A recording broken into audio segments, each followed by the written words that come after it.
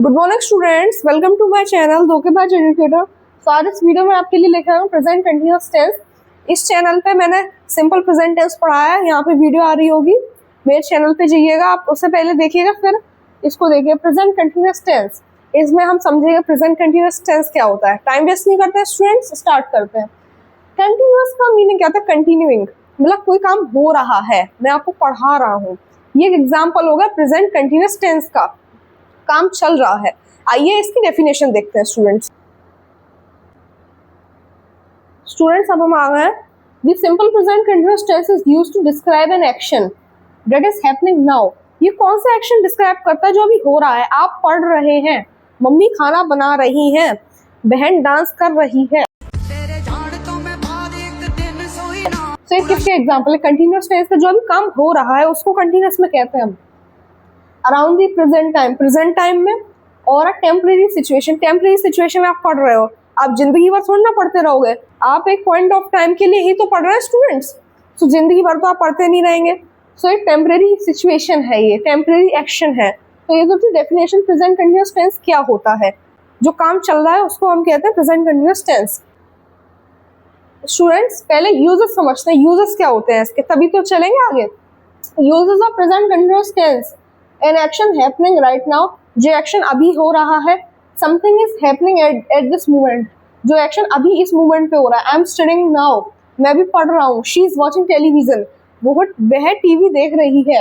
N action happening around the present time, जो action आपके present time में हो रहा है उसे आप कहते हैं प्रेजेंट कंटिन्यूअस टेंस में आता है। It may not be happening exactly at this second for my exams, हो सकता है कि एग्जाम अब आज नहीं है। मैं जैसे आप ये सोच रहे हैं, इसका मीनिंग ये होगा शाम को एग्जाम है, मैं अभी पढ़ रहा हूँ। नहीं, एग्जाम जब भी होंगे मैं उसके लिए पहले प्रिपेयर कर रहा हूँ। तो ये एग्जैक्टली अभी नहीं हो रहा कि अभी एग्जाम है तो अभी मैं तैयारी कर रहा हूँ, हो सकता है कुछ टाइम बाद हो। तो इसे कहते हैं अभी इस मोमेंट पे नहीं हो रहा, पर कुछ मोमेंट बाद हो सकता है काम। आइए इसमें स्ट्रक्चर देख स्टूडेंट्स, बेसिक स्ट्रक्चर। सो ये अफर्मेटिव का है, हमारे 3 टाइप के होते हैं, अफर्मेटिव, नेगेटिव और interrogative. Student subject plus am is are plus V1 plus ING plus object. Subject लगाएंगे इज एम आर लगाएंगे अपनी वर्ब के हिसाब से, जैसे आई के साथ एम आता है, ही शी इट के साथ इज आता है, और आई ही दे के साथ आर आता है। एग्जाम्पल आई हो गया सब्जेक्ट, हेल्पिंग वर्ब ले लिया अभी एम, ये आपकी V1, ये हो गई रीडिंग प्लस ING और लगेगा रीड। क्या था? रीड का रीडिंग, कुक का कुकिंग, प्ले का प्लेइंग प्लस ऑब्जेक्ट हो गया book. She is cooking food, she is V1 plus ING, cook cooking, object food. They are playing cricket, they हो गया सब्जेक्ट, आर दे के साथ आर आता है क्योंकि दे है प्लूरल। आपने उस पुराने लेक्चर को देखेगा, उसमें अच्छे समझाया है कौन सी वर्ब किसके साथ आती है, प्लस ऑब्जेक्ट क्रिकेट हो गया। तो ये तो था कुछ बेसिक स्ट्रक्चर। पर इसमें आता है डू एंड डोंट, करना है क्या नहीं करना है, उसको भी देखते हैं स्टूडेंट्स। अब हम आ गए डू एंड डोंट, करना है क्या नहीं करना। Adding ING to the verb, the main verb usually takes ING, जो मेन वर्ब है उसमें ING लगेगा। प्ले का प्लेइंग हो जाएगा, रीड का रीडिंग हो जाएगा, ईट का ईटिंग हो जाएगा, वर्क का वर्किंग हो जाएगा, टीच का टीचिंग हो जाएगा, स्टडी का स्टडिंग हो जाएगा।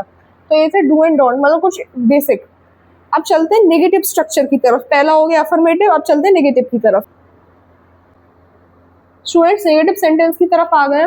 फॉर्मूला स्ट्रक्चर क्या होगा? Subject plus is am are सब में कॉमन रहेगा आपका, क्योंकि वर्ब प्लस नॉट, इसमें नॉट लगेगा। नेगेटिव में नॉट यूज होता है, ये कॉमन है। सब्जेक्ट प्लस ये plus not plus V1 plus ING तो सब में लगेगा क्योंकि कंटिन्यूअस में काम हो रहा है, प्लस ऑब्जेक्ट को रेस्ट ऑफ द सेंटेंस भी कह देते हैं। एग्जाम्पल देख लेते हैं। आई एम नॉट प्लेइंग, मैं अभी नहीं खेल रहा हूँ। आई सब्जेक्ट, एम आपकी वो वर्ब, हेल्पिंग वर्ब, नॉट आ गया आपकी V1 plus ING, playing. Object इसमें नहीं है, ऑब्जेक्ट होता है I am not playing, chess, ball, XYZ कुछ भी हो सकता है। She is not studying, sorry he is not studying, he subject हो गया, ये यहाँ से आ गया, नॉट का नॉट, स्टडी का स्टडिंग हो गया आपका स्टूडेंट्स। शी इजंट स्लीपिंग, जैसे ही शी इट के साथ इज आता है, जैसे शी इजंट भी लिख सकते हैं। इज नॉट को शॉर्ट में यहाँ पे दे रखा शॉर्ट फॉर्म, इज नॉट का इजंट, आर नॉट का आरंज। एम नॉट नॉर्मली रिमेन्स आम नॉट, एम नॉट को एम नॉट करते हैं, ऐसे ही लिखा जाता है। तो ये तो था बेसिक स्ट्रक्चर। ये है we are and watching TV, हम टीवी नहीं देख रहे हैं। ठीक है स्टूडेंट्स, आई थिंक आपको क्लियर हो। कोई डाउट हो तो आप कमेंट्स में बताइएगा। कमेंट करने का कोई पैसा नहीं लगता, आप कमेंट करिए, मैं डेडिकेटेड वीडियो बना के आपको डाउट्स को जल्दी से जल्दी क्लियर कर दूंगा स्टूडेंट्स। अब चलते हैं, नेगेटिव हो गया अपना, अब चलते हैं इंट्रोगेटिव वाले पे। स्टूडेंट्स अब हम आ गए इंट्रोगेटिव सेंटेंसेस की तरफ। स्ट्रक्चर एम इज आर, जो हमारा उधर लगा हुआ था वो इधर आ जाए। कैसे? आई एम डिस्टर्बिंग यू, तो उसका हो जाए एम आई डिस्टर्बिंग यू, और क्वेश्चन मार्क सब में लगेगा। जितने भी इंट्रोगेटिव वाले सेंटेंसेस होते हैं उनमें क्वेश्चन मार्क जरूरी है। एम इज आर जो आपके अकॉर्डिंग टू दी उस सब्जेक्ट के हिसाब से थे, प्लस सब्जेक्ट, सब्जेक्ट बाद में आएगा, फिर आएगी V1 plus ING plus object. Am I disturbing you, क्या मैं तुम्हें डिस्टर्ब कर रहा हूँ? इज ही स्टडिंग, क्या वह पढ़ रहा है? इज शी कुकिंग, इज का इज सब्जेक्ट का, शी V प्लस ING हो गया कुकिंग। आर दे प्लेइंग, क्या वे खेल रहे हैं? आर यू लिसनिंग, क्या तुम सुन रहे हो? Notice that am is are comes before the subject, इसमें क्या होगा? इज एम आर है वो सब्जेक्ट के पहले आएंगे, नहीं तो ये फिर क्या होता है, अफर्मेटिव बन जाएगा ना। आई एम डिस्टर्बिंग यू, मैं तुम्हें डिस्टर्ब कर रहा हूँ। जो इंट्रोगेटिव होते हैं, इंट्रोगेटिव का मीनिंग होता है क्वेश्चन आस्किंग, क्या मैं तुम्हें डिस्टर्ब कर रहा हूँ?